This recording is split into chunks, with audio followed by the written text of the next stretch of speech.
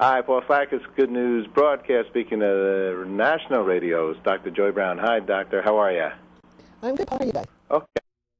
Well, and I'm very excited to speak with you. You're out there doing good things again. How do you plan for life's misfortunes and embrace life every day, underlined, okay? How do we do that? Okay. As you know, Paul, as you're so aware, that I am the host for the 5th annual State Farm Embrace Life Awards. I hosted last night. And this is honoring men and women, and men for the first time this year, who, in the face of losing a loved one, as you point out, it's not only that they made lemonade, it's that they excelled, that they not only endured, that they not only just hung in there, but they were heroes. And the question is, these are ordinary people, to be quite honest. The question is, how do you do that? And I think the answer were unquestionably, in at least most of the cases, that somebody in their life had thought through the financial implications of loss. Now, the emotional ones, to be quite honest, I really think we have to embrace the loss. We have to embrace the sadness before we can let it go. But it's a lot easier to do that, Paul, if you don't have to worry about the financial burden. Can I tell you some of the stories? Sure, yeah. Okay. This year, as I mentioned, for the first time, we had 3 men as honorees. And the honorees this year ranged from 23 to 79. And let me tell you about Nathan, who is our youngest. He was orphaned at 16.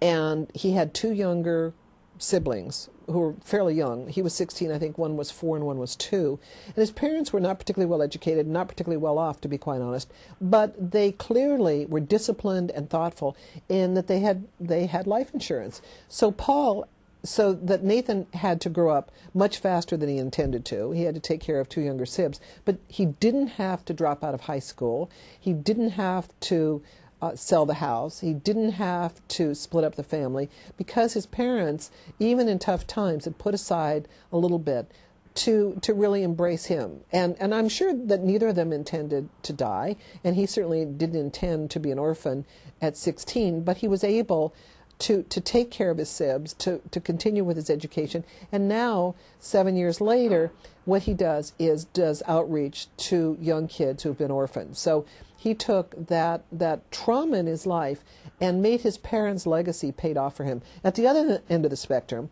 we have 79-year-old James, who was married for 53 years. To his best friend, to his high school sweetheart, and he was devastated when she died. He always assumed that he would predecease her and fell actually into a depression.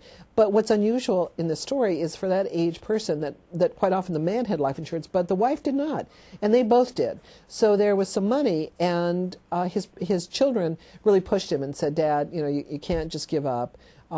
And so he decided to honor his wife's memory by going to Ghana, which is a place she'd always wanted to go, and they'd never gotten to.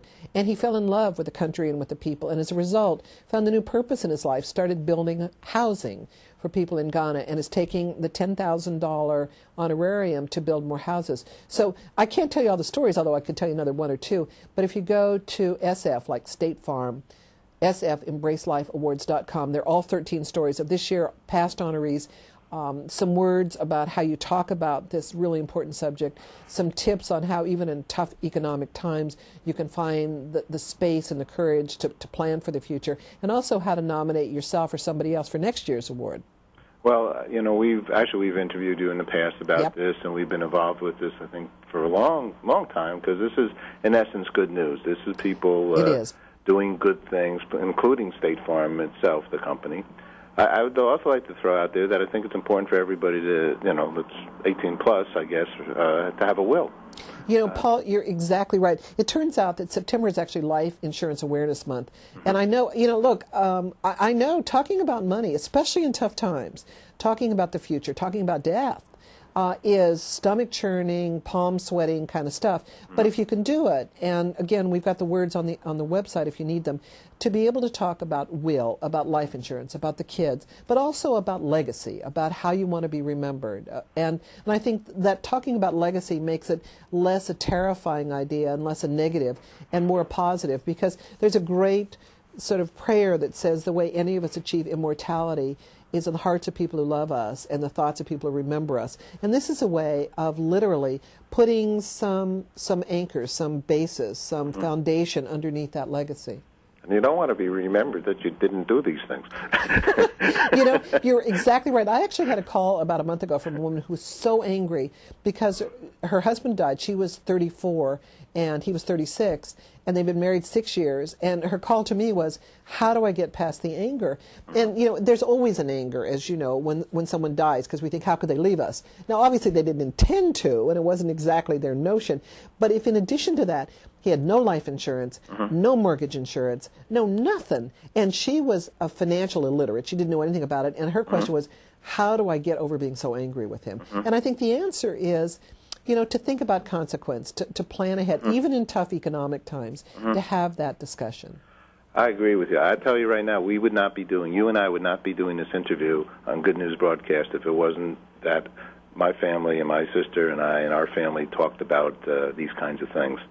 Because when things changed and people passed and so on and so forth, we were ready, money was organized, things were, for whatever little we had, the whole, you know, it just worked out because we spent some time on an issue like this, and it's, you know, carried Good News Broadcast. I was saying my inheritance carried Good News because I spent it all on this. Well, exactly, and Paul, you're clearly a living example, and it wasn't luck. It was you guys having the courage and having the foresight and understanding about consequence. You know, I love the word embrace because it's sort of characteristic of holding somebody and making them feel safe and loved. Right. And I'm trying to convince State Farm that next year on Valentine's Day, we should go out and say, look, forget the tennis bracelet, forget the flowers, forget the candy, which of course is going to make me very popular with a florist in America.